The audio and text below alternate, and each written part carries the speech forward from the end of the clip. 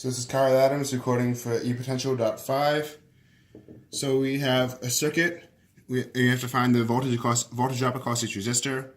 So we have two batteries, a 9 volt and a 12 volt, hooked up with a 7 kilo ohm resistor, which is labeled R1, a 4 kilo ohm resistor, which is labeled R2, and a 5 kilo ohm resistor, which is labeled R3. So how you find this is you first have to find the equivalent resistance for the entire circuit. So because the 7 kilo ohm resistor is hooked up in series with this entire circuit, or with this entire part of the circuit, you do the reciprocal of 1 over 4,000 ohms plus 1 over 5,000 ohms, adding it to 7,000 ohms, gives you 74,000 over 9 ohms. And then how you find the voltage drops is you basically treat it as if there's only one battery, ignoring one battery at a time, and then you just solve for the voltage drop across your resistor as if only one battery was there. So you divide using Ohm's law, you do 9 volts over the equivalent resistance to get this amount of current across R1, because all the current will go through this resistor, and because these two are in parallel, not all the current will go through either resistor.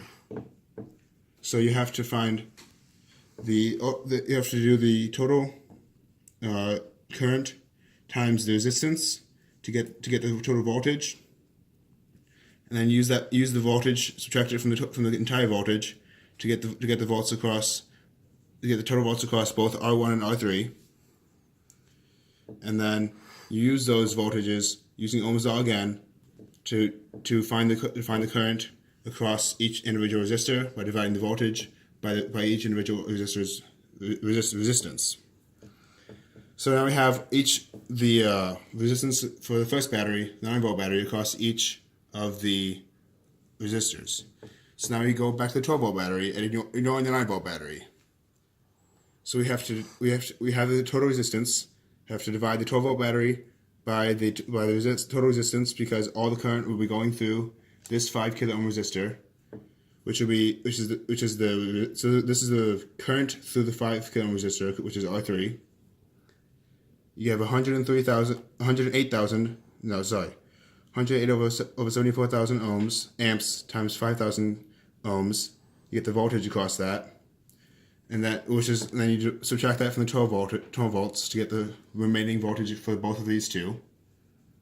And then so you have the voltage across both of these two.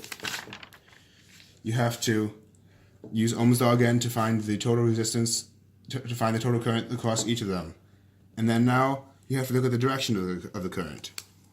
So because the both currents will be going like this, going up, down the middle, and back out, and this battery will be pushing current this way, this battery will be pushing current that way and this way. So the current on this resistor will cancel each other out, and these two resistors will add up. So R1 will cancel, R2 will add, and R3 will add up. So you add up for R2, the two amp currents you got before, and you get this amount of current. You add up the total currents from R3, you get this amount of current, and then you have to subtract the current from the 9 volt from the current from the 12 volt to get a net current of 219 over 518,000 amps across R1.